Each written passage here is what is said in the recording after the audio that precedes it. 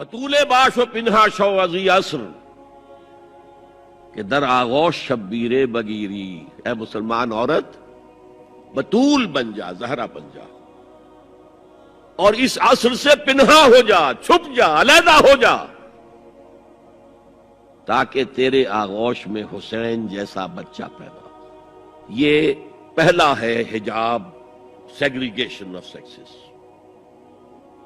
میں نے ضیاء الحق صاحب سے کہا تھا، کیونکہ ان کی شورا میں شمولیت کی میں نے جو ہے دعوت قبول کر لی تھی، مشورہ دینا ہے۔ میں اپنے مسجد کے ممبر سے بھی مشورے بھی دیتا ہوں، تنقیدیں بھی کرتا ہوں۔ جیسے انگریزی کا محاورہ right from the horses mouth, تو right into the horses ears کچھ کہا جا سکے تو اچھی بات ہے۔ میں نے ان سے کہا آپ نے پی آئی اے کو ڈرائی کر دیا، شراب بند کر دی، اچھا کام کیا، بہت عمدہ کیا۔ دنیا تو یہی کہے گی نا کہ دقیانوسی ہیں، چلیے برداشت کریں، لیکن یہ ایئر ہوسٹسز جو جاتی ہیں کرو کے ساتھ اور دو ہفتے باہر رہتی ہیں، یہ کون سے اسلام کی روح سے جائز ہے؟ عورت محرم کے بغیر حج کو نہیں جا سکتی، محرم کے بغیر عمرے کے لیے نہیں جا سکتی، اور یہ قانون تھا پاکستان میں۔ میں نے کہا آپ عورت کو نہیں جانے دیتے حج کے لیے، حالانکہ وہ ادھیڑ عمر کی ہوتی ہیں، عموماً بوڑھی ہوتی ہیں۔ ہمارے یہاں جوانی میں کون کرتا ہے حج؟ بہت شاذ۔ یہ تو آپ کو نظر آئے گا جاوا، سماٹرا، انڈونیشیا، ملائیشیا، وہاں سے جوان جوڑے نکاح کے بعد پہلا کام حج۔ کہ ہمارے ہاں سے تو بڈھے ٹھیرے گئے ہوئے ہوتے، اور پہلے زمانے میں تو ان کو رخصت کر دیتے تھے کہ بس رخصت ہی ہو جائیں گے، یہ واپس نہیں آئیں گے اب۔ تو میں نے کہا یہ کون سا اسلام ہے؟ خاموش، چپ۔ میں نے کہا یہ ناشتے کی ٹرے اور کھانے کی ٹرے مرد نہیں رکھ سکتے سامنے؟ میرے خلاف باقاعدہ خواتین نے جلوس نکالے پاکستان میں جب میں نے پردے کی بات کی۔ گورنر سندھ کی بیوی جو ہے اس نے لیڈ کیا جلوس کو، مطالبہ کیا کہ ان کی ٹیلی ویژن کے اوپر جو ہے ان کا سامنے آنا بند کیا جائے۔ میں نے کہا ٹھیک ہے۔ بدا الاسلام غریبا ویسعود کما بدا فطوبی للغرباء۔ اسلام شروع ہوا تھا تو اسی حالت میں تھا کہ کوئی اس کو جانتا پہچانتا نہیں تھا، پھر جب اسلام غالب ہو گیا تو طاقتور کے تو سبھی دوست ہیں، سبھی پہچاننے والے، لیکن ان قریب اسلام پھر غریب ہو جائے گا۔ تو جو اسلام کی غربت کے ساتھ خود غریب ہو جائیں ان کے لیے مبارکباد۔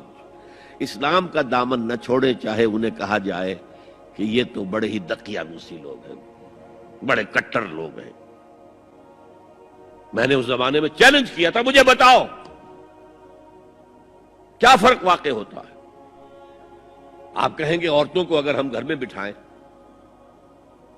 تو ہماری اکانومی سفر کرے گی، آدھی ہماری جو ہے لیبر وہ کام نہیں کرے گی۔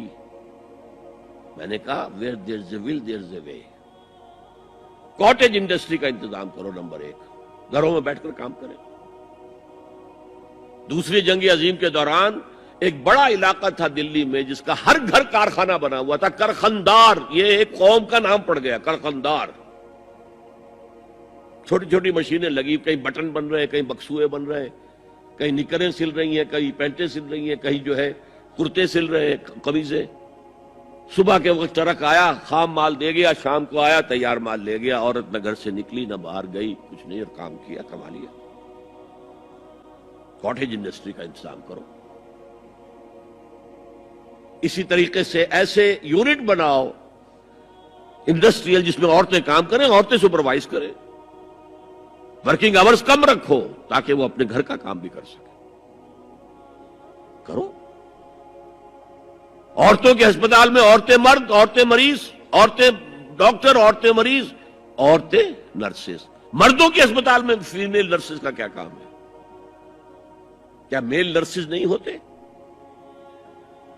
اور کیا آرمی کے اندر جو فارورڈ یونٹس ہوتے ہیں کہ جو جاتے ہیں محاذ کے اوپر، ان میں کوئی عورت نرس جاتی ہے؟